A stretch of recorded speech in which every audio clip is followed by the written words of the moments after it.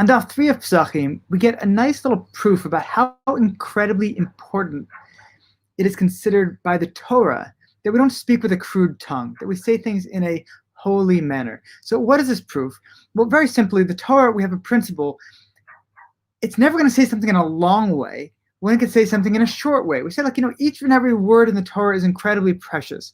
So if something is said in a long, abstract way rather than a very short, concise way, it's clear that there's some extra level of meaning that is meant to be given to it. So what do we have here? We have a scenario where it talks about animals that are pure versus animals that are impure.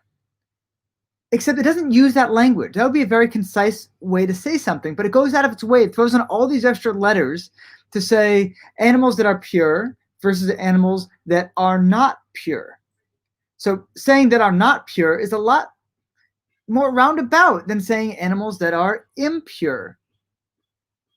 Or you could say the things that are treif, things that are kosher versus those that are treif versus kosher versus those that are not kosher. It's a very slow, roundabout way of doing it. But it's saying, like, it didn't even want to use these words for impurity, for saying something that is treif. It's better to say in the negative, even though it was more letters. Therefore, shows the power of using euphemism, of keeping your tongue very pure, of making sure your words are always very pure and refined.